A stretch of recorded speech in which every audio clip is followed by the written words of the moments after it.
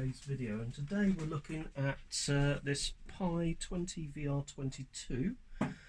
It's a Video 2000 machine, and I think it is very similar to the Phillips 2022. In fact, I think both decks are pretty much identical. Now, this one's got a bit of an unusual problem. So, as you can see, it will accept tape with absolutely no qualms whatsoever, and it will even start to play. As you can see here, we've got a picture and everything seems to be absolutely fine. However, it can happen after a matter of seconds, or it can happen after a matter of number of minutes. The machine will unlace and go into standby. Now, I've been having to think about this particular issue, and the current theory is if it was a power supply issue, it would shut off. It wouldn't bother to go through the syscon exercise of actually unlacing. So what I'm sort of tempted to think the problem might be is something to do with one of the micro switches in here. So I'm going to let it fail again in a second, and I'm going to use some of this switch cleaner on some of the switches inside the deck just to see if that will resolve the issue. The challenge that I do have is how to actually get inside the machine. It's not one I've had to get inside before, although I do notice on the rear we have we certainly have one screw, and I think we've got a number of other screws on the deck as well. Whilst it is actually playing, I can demonstrate the near perfect pause, which is basically one of the traits of these particular decks due to the heads being mounted on piezoelectric servo, and also demonstrate, yep, there it goes, and standby. So let's get it switched off and let's take a look at where the problem lies. So first thing to do is not to power it off like I just did, but to actually eject the cassette.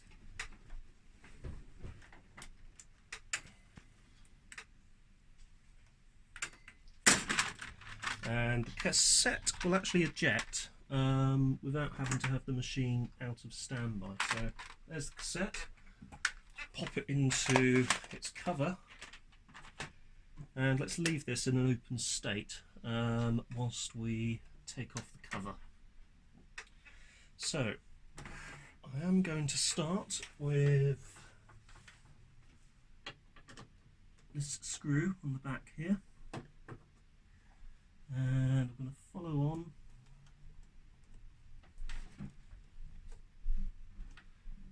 just checking. Actually turn the whole unit around.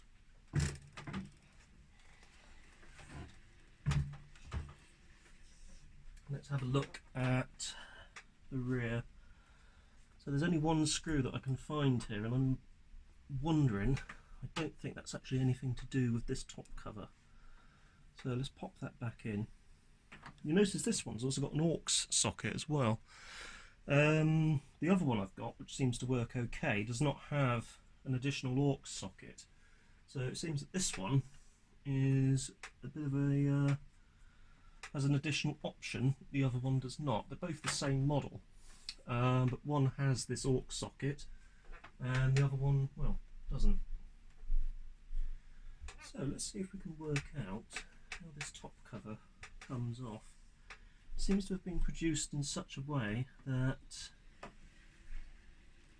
user serviceability is not something I really want you to do.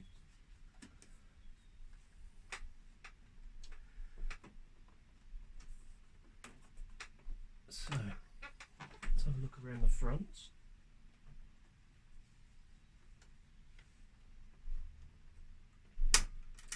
So this top cover, if I remember right, does actually unclip.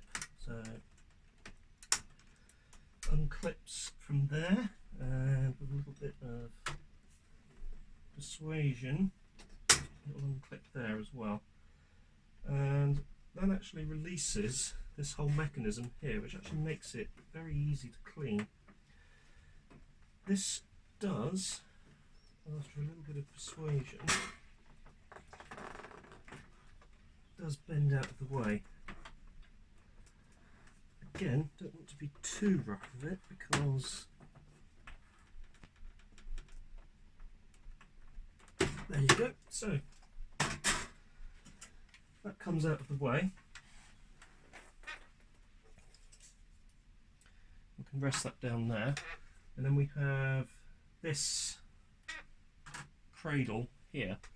In fact, what I learnt from last time is, oh, it is very heavy, but there is here, right at the back there, a little plunger that clips onto the actual deck itself. So the actual loading tray. So there is, if I can just get into there, here there is like this sort of plunger which actually clips onto this this loading tray, and I believe if I am careful I can pop off said plunger and I'll be able to raise the tray up into an elevated position for servicing. So that is now off. As far as that, or is it? No, still attached at the moment. Let's see if I can persuade it.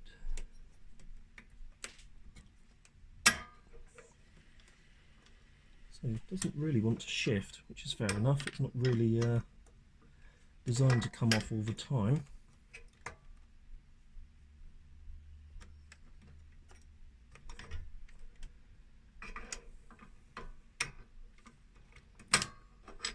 That's off. So as you can see, this can now come out of the way.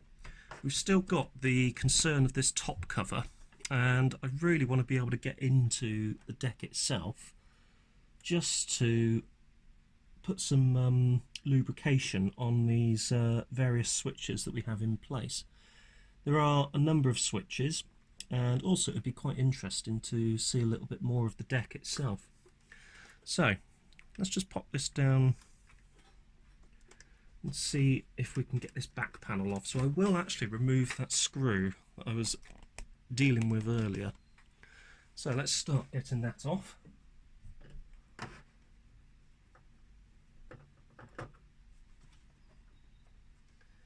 And that, funny enough, does absolutely nothing for us, which is weird. There's another one there, but I don't know if that's actually part of a board in the machine. Yeah, that feels like a board I'm undoing there. I don't really want to shift that, so that might actually be, looking at the location, that's the power supply, and it's quite likely that that is one of the large transistors in the power supply. So it bolts onto this back panel, which doubles as a heat sink. So I don't really want to touch that. Let's leave that well alone. Let's focus on these front panels. So they don't seem to be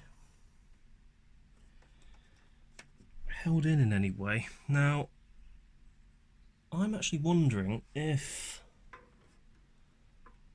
all of this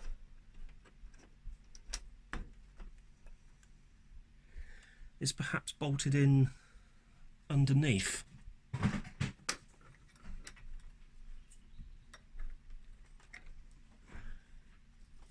So it is quite an unusual setup. So let's pop her up like so. And this is the underside of the machine. So we have some flat head screws holding everything in. There's also a socket there as well, which is interesting. Not actually sure what that does, but it looks like you can have some kind of expansion on there. Not sure what it's for. So we have a board underneath the machine. We've got the underside of the deck. I'm not convinced that removing this will actually give us access on the top side, so let's go back top side, like so. Let's continue pondering this top cover. It's obviously fastened in somehow.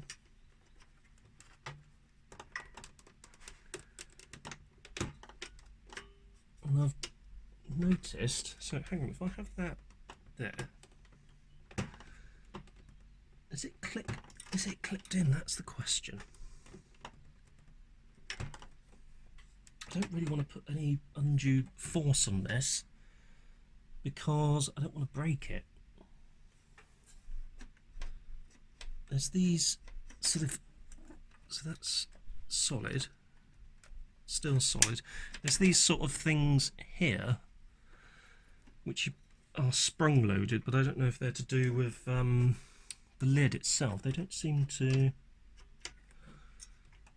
do anything. They don't seem to loosen this at all. How unusual. It's an interesting machine to get into. So let's try looking at the back. So if we come to the back,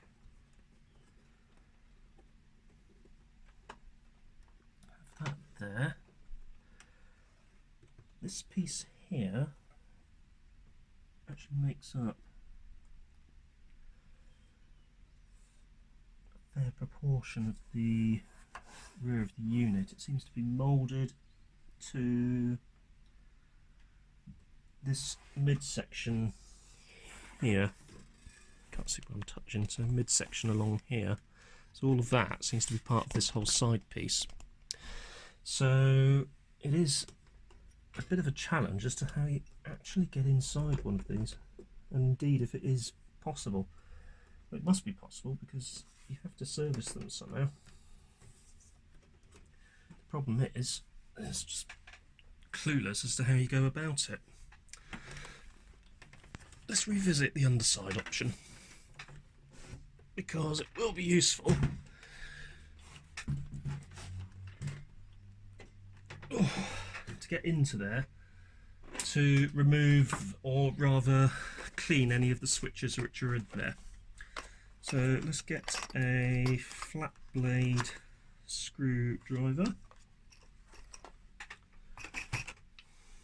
and let's come back so we can see what I'm doing.